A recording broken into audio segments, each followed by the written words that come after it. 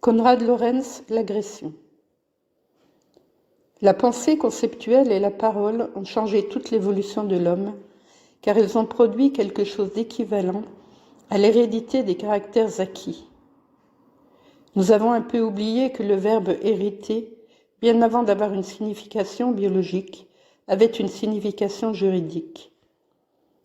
Si un homme invente, par exemple, l'arc et les flèches, ce n'est pas seulement sa progéniture, mais toute la communauté qui hérite de la connaissance et de l'emploi de ces armes et qui les possède d'une façon aussi sûre qu'un organe qui pousse sur son corps.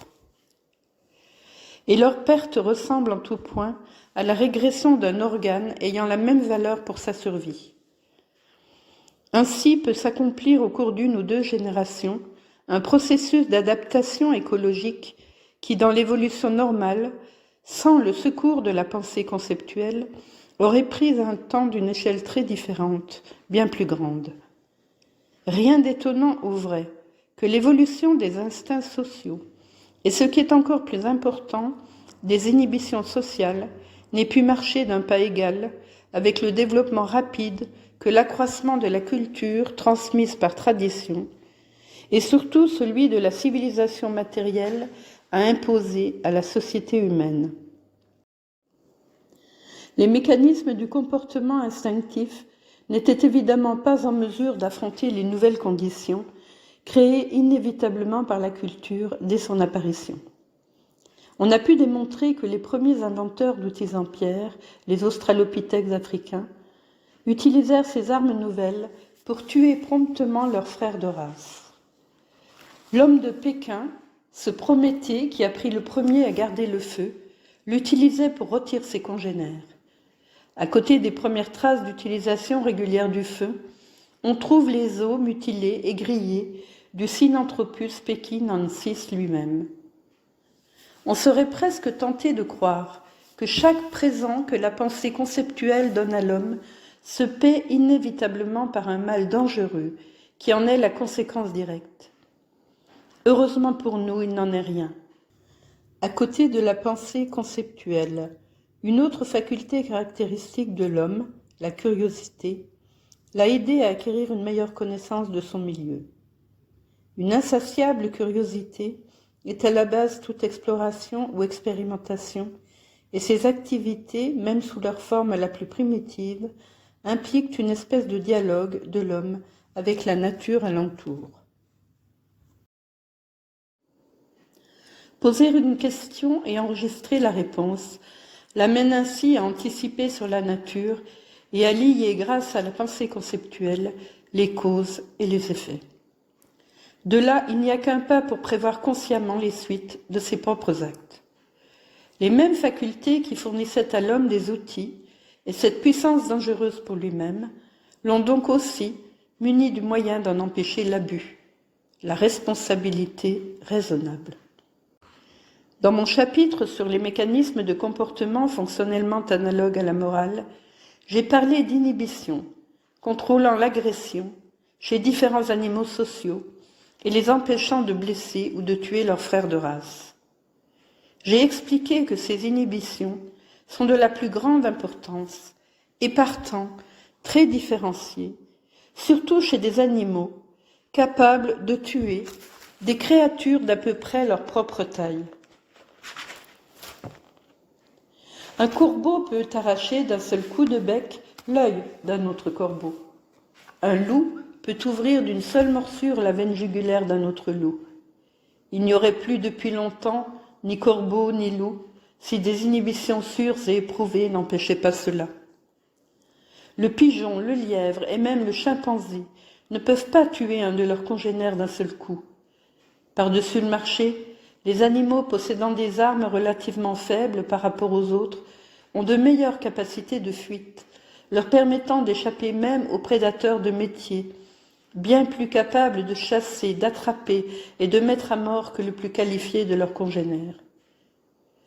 Dans la nature libre, il est donc rarement possible qu'un tel animal cause des dommages sérieux à un autre de la même espèce.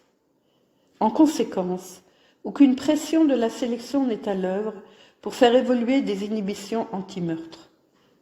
L'éleveur d'animaux se rend compte à ses dépens et à ceux de ses animaux de l'absence de ces inhibitions, s'il ne prend pas au sérieux les combats intraspécifiques entre animaux, complètement inoffensifs. Dans les conditions artificielles de la captivité, où le vaincu ne peut pas échapper au vainqueur par une fuite rapide, il arrive toujours que ce dernier le tue cruellement et laborieusement. Dans le chapitre « Les armes et la morale » de mon livre « Il parlait avec les mammifères, etc. », j'ai décrit comment la colombe, symbole même de la paix, n'est gênée par aucune inhibition pour torturer une de ses sœurs jusqu'à ce que mort s'ensuive.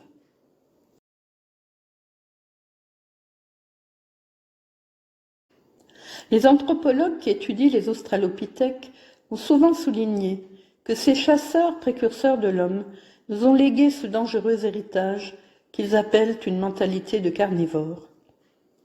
Or, cette constatation confond les concepts de carnivore et de cannibale qui pourtant, dans une large mesure, s'excluent mutuellement. En définitive, il faut plutôt déplorer que l'homme ne possède pas de mentalité de carnivore.